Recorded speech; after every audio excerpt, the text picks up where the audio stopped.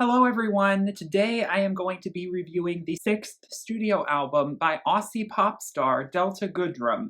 The album is titled Bridge Over Troubled Dreams, and it was just released this past Friday, May 14th. This is the first time that I am fully covering a Delta album on this channel, as I'd not really talked about this artist much before, but she's been an artist that has been on my radar for almost a decade now, and she has been an artist in the industry for almost 2 decades.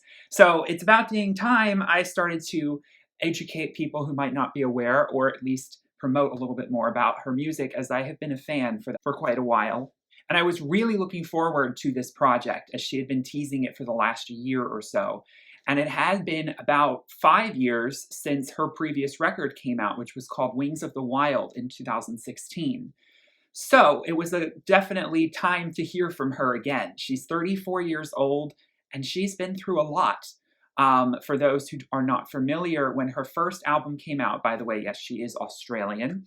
When her first album came out in 2003, at 18 years old, she was tragically diagnosed with Hodgkin's lymphoma, a form of cancer that she had to undergo extensive chemotherapy for to be in remission. Thankfully, she is still alive and here today and still in remission, but it's a never-ending battle, and it has caused a lot of beautiful songs to be written about the struggles, and it actually relates a lot to this record, which is coming nearly 20 years after that, in specific songs where she really does go back to talking about her past, particularly the diagnosis, as well as incidents in her childhood, being born. She's really going deep into her past with this record, and she's really crafting a very personal album that she wanted to make herself. It wasn't influenced by things at her record label or what she was seeing out and trending in the main pop sphere. This was an album about her influences musically, her experiences. Not to say that all of her albums weren't also as well. She's got some beautiful autobiographical songs, some gorgeously but tragic, bittersweet balladry that, just always tugged at the heartstrings. She's sort of, in my mind, she's the Australian Celine Dion for me, because her vocals are just as piercing, just as beautiful, and she really drives home a melody like nothing else. Just like Celine. And so for me, they both have that special place for high octane female balladry that I just always am going to be drawn to. Very melodramatic, but just like so sweeping and anthemic. So I'm really excited to talk about this record, because I'm sure there's someone out there who's watching my channel who's probably happy to hear me talk about it. I don't know, maybe. And if you're a fan of some more, classic rock, there's definitely some Elton John influence here. She keeps mentioning Jeff Buckley as a huge inspiration on this record. The guitars are stronger than they've ever been on a project of hers. So the piano and the guitar really steal the show. And what's really interesting about most of this record is that she really wanted it to be a live take performance album. In some songs, we even get a live studio applause.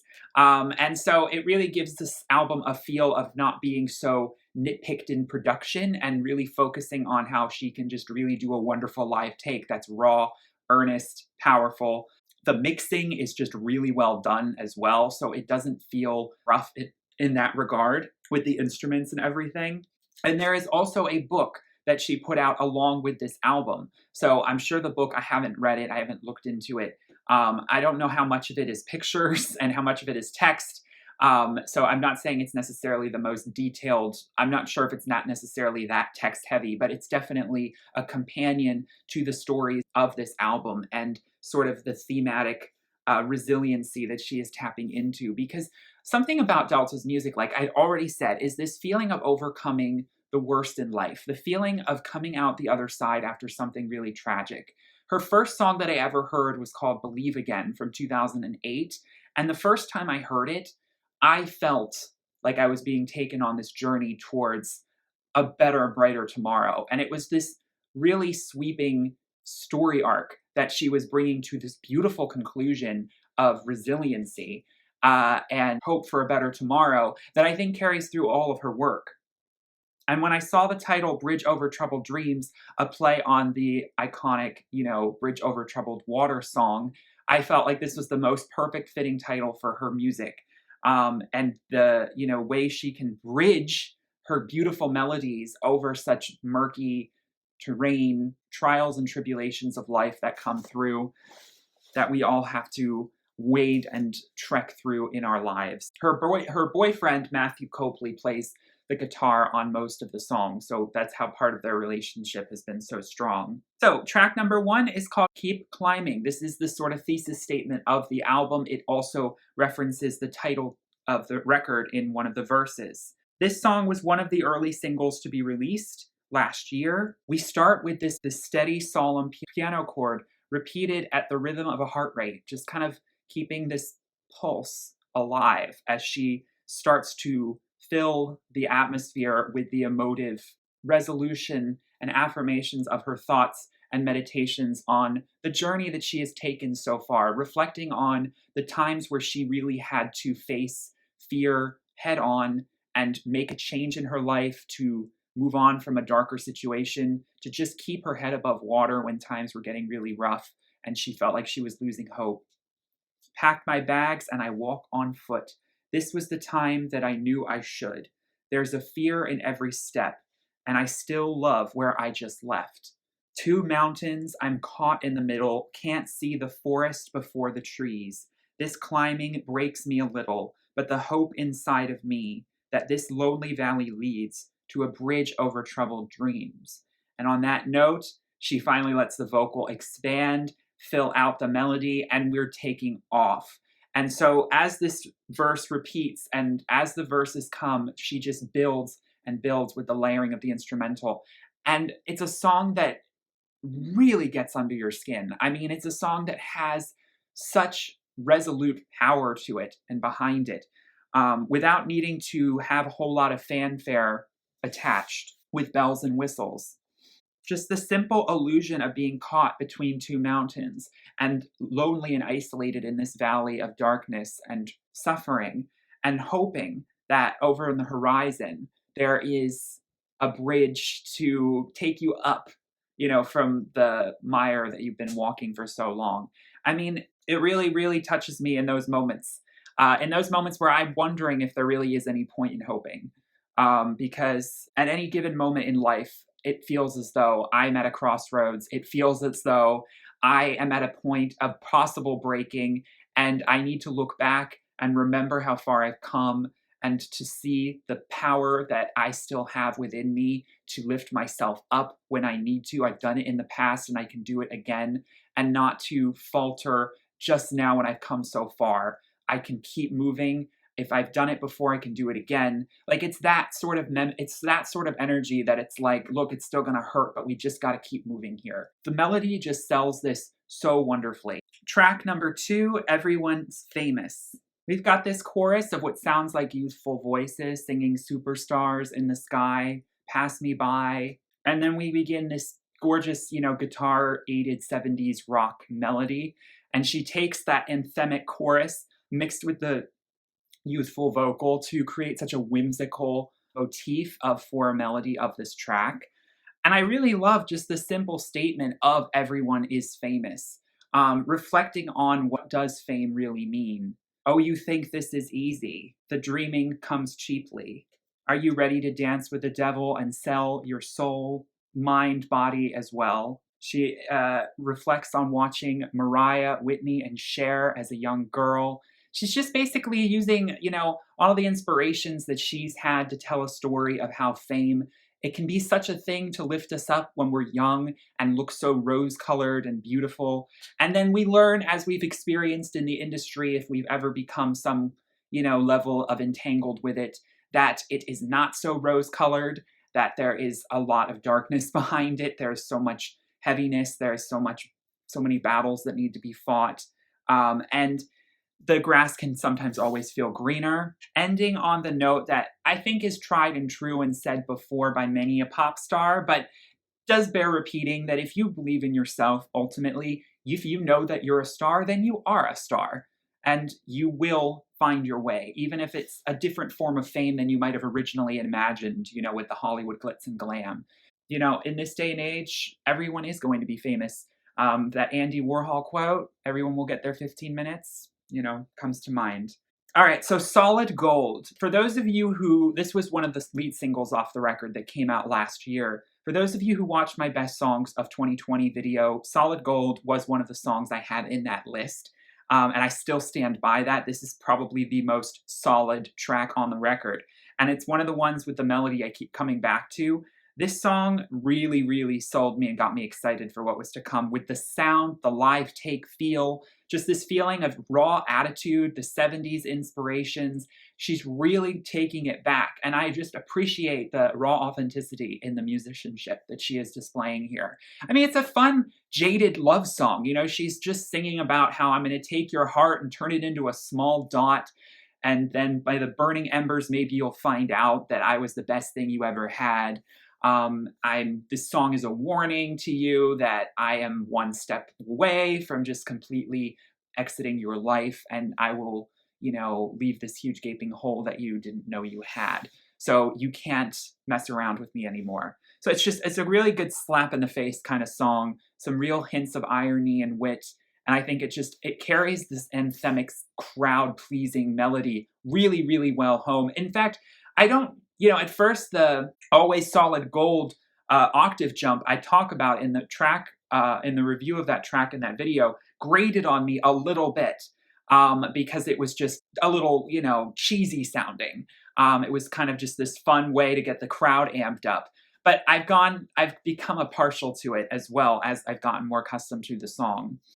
There's just some really great biting chords in the way this song is composed. And so the piano ballad turned rock extravaganza that is Dear Elton is everything I think you would expect a, very 80s sounding rock British pop power ballad to sound with a title like that.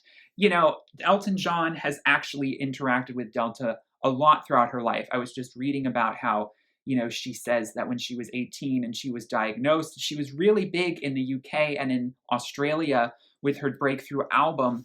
And she had just been diagnosed with cancer, that he had reached out to her, given her some great advice. And then all throughout, her career, even just recently, a couple years ago, she has been able to perform with him on stage, and they've had this connection. And so she's singing about, Dear Elton, you've made songs for everyone, and now this for everyone, and now this song's from me to you.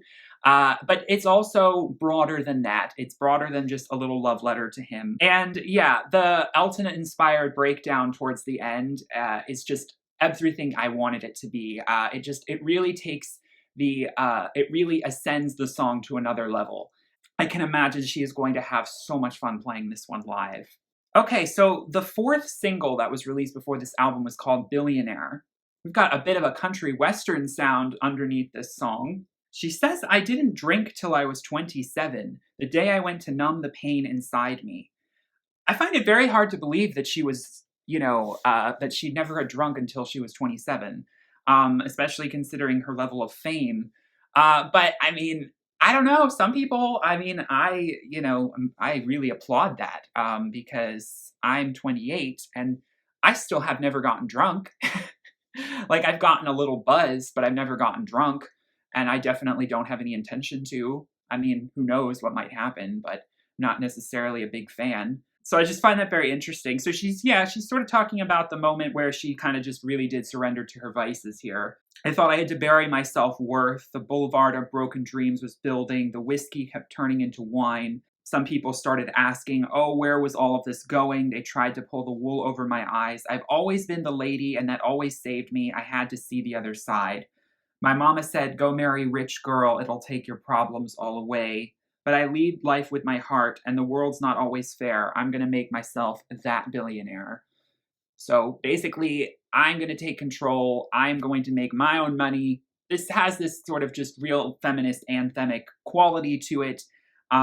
So many men would tell me it would be the gifts they gave me, but that just don't make them my Mr. Right. So you can't buy my love, and I'm not going to be impressed by that, and I can make my own money. Thank you very much. And I think that, I don't know if she's necessarily a billionaire, but she's definitely a millionaire, and she's definitely got a heart of gold, which is worth billions. And I think that's the true authenticity that's shining through, that she is reminding us that, you are a billionaire if you are true to yourself, if you are authentic, and if you follow yourself and are, self-determined. independent in that way. But melodically wise, it's not my favorite song.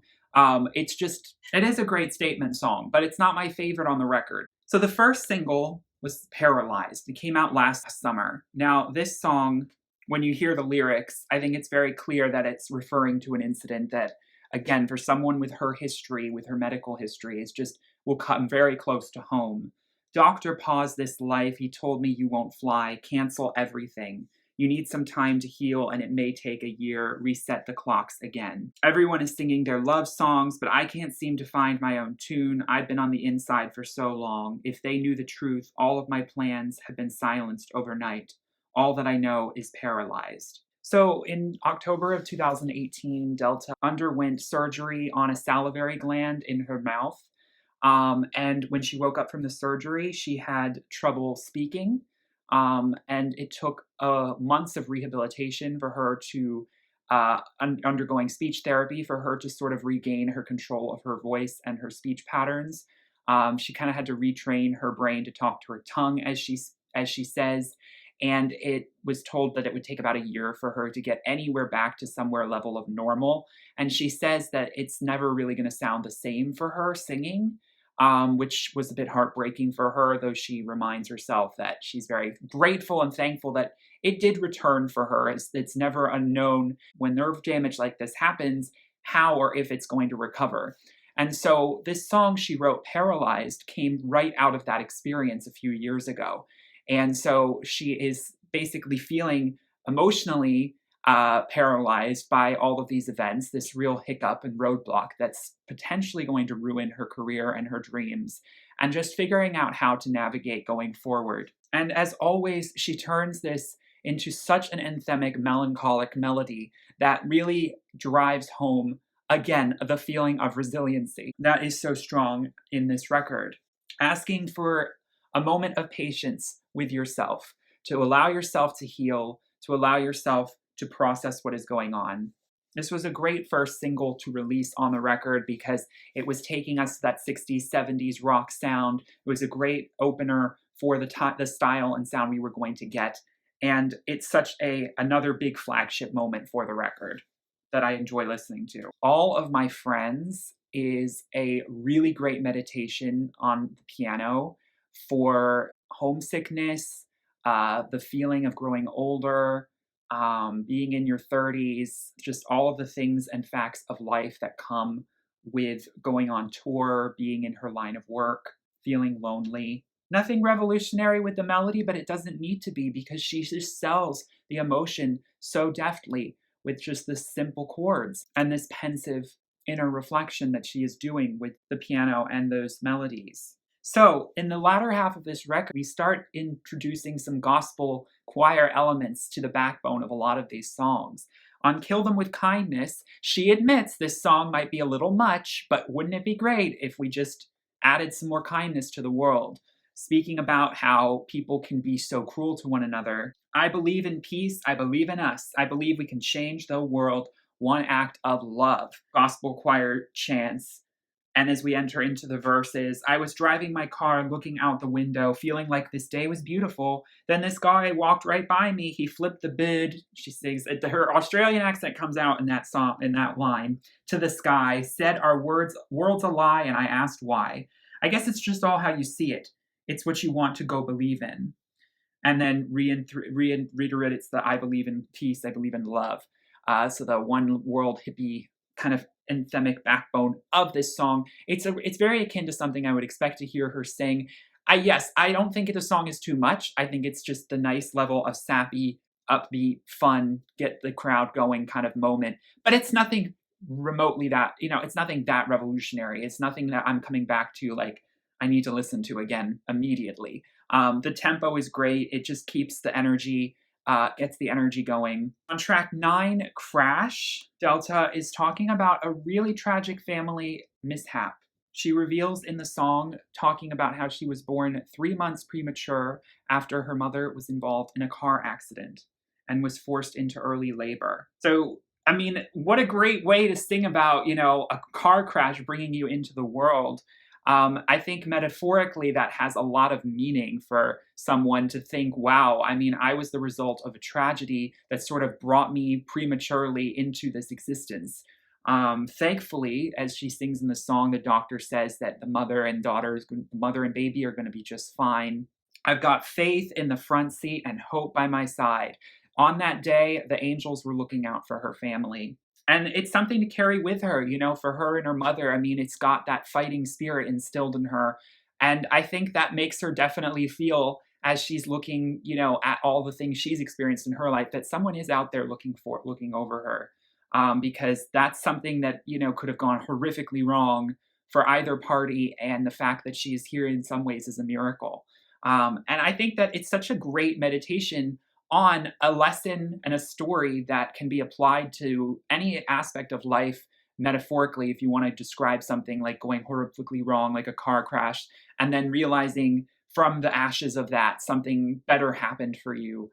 And then you also have the gratitude coming forward from that experience that's reminding you and grounding you, letting you know that you need to take a moment to be fully whole and to carry that with you. You will have so much to be thankful for in your life, for the chances that you have been given that you might have sometimes taken for granted. And I think the use of the gospel choir is just such a great aid to sort of bring this song to church in a way that doesn't make it feel too cringe for me. I think that, she went too heavy on all of this on every single song. It could start to sound a little like faux Christian fodder, but it's a really solid track, and it's grown on me with every listen with its melody. The Power has big single energy written all over it. Big band feeling, just aggressive guitar rhythms, propelling us into the stratosphere, getting us up on our feet, reminding us of our own inner power, the power of a prayer, the power lives in me. There's a lot of platitudes in this track, lyrically about owning all of your past mistakes, rectifying everything, looking to the sky and feeling this innate spirit within you to keep going. Again, tying us back to the thesis statement of keep climbing. It's a great song to put towards the end of the record for that reason. And it's one of my favorites because it's just so propelling, especially with the bridge, the way it allows the chorus of voices to break the tempo a little bit and just harmonize wonderfully before we speed it all up again. And so we conclude with the song Play. Now, there are interspersed throughout this song clips from what looks like some sort of British presenter singing about the dance and playfulness of the universe, with some very wise quips about, how life is not about the destination, it's about the journey. When you're dancing, you don't think about the specific place on the dance floor that you're going to end. It is just about the dance, and you don't work the musical instrument that you are, using, you play it. And so the universe is inherently playful. And so she uses that to sing about how she hopes that she always has that inner playfulness with everything that she does. Awake at 3 a.m., I'm missing home again. Is this the life that I had planned? Doesn't matter what I've done or how many things I've won, because in the end, I'd feel the same. When the lights go down and they call last round, I hope I lived, hope I loved. Much as I could have, without rushing to the end, stayed true to who I am. I hope that I played. I'll play my own symphony and I won't judge the melody. Really like that line. Stood out for me a lot. And I think that, a great way to close out this record, just giving us this hopeful sort of reminder about life that's very wise, very optimistic and whimsical, and just giving us a send out on that note, which I think really helps continue this feeling of this upward climb towards positivity that this album is all about. This album is a real journey, I think, listening to it. It's a real start to finish masterpiece collection of songs. I really have a hard time, like some of the songs, they have similar compositions and similar instruments. So it's like, it's a similar sound throughout the entire record. It's very cohesive. I don't think that that's a fault in any way, because it just shows how tried and true she knows her power as a songwriter can be when she's using these instruments the way that, she feels inspired to. using those throwback sounds, just creating a record that feels very timeless, that could have been made 40 years ago, but that it also could still be very much made today, 10 years ago, 10 years from now even. This is a masterpiece of a record, and it's why I felt like I needed to spotlight it. It just really wowed me with all of its songs. Like I said, there's only a few that I'm like, just, oh, that's a perfectly nice song, but I'm not like raving about it and needing to listen to it again. And I would say, yeah, Billionaire and maybe Kill Them with Kindness would be my least favorites on the record. But it's a short enough record that doesn't drag, no skips for me. Really recommend it. I'm always here for such anthemic power balladry. Great guitars, great melodies, great crashing chords. That's Delta in a nutshell. There is something so fiery and full of spirit about her sound and her story and her music. And I know she's very, very well known in Australia. She's like kind of like the Australian Kelly Clarkson in a way, or the Australian Celine Dion, you could say. But and in somewhat the UK, but the US, she definitely deserves to be a little more spotlighted. So I'm definitely a huge fan, definitely happy we finally got this record. And I hope that if you want to try it out, that you enjoy listening to it as well. I hope you enjoyed this review. And if you agree, what are your favorite songs? Please give this video a like and subscribe if you did. I will see you all in my next video. Peace, love, and light. Bye.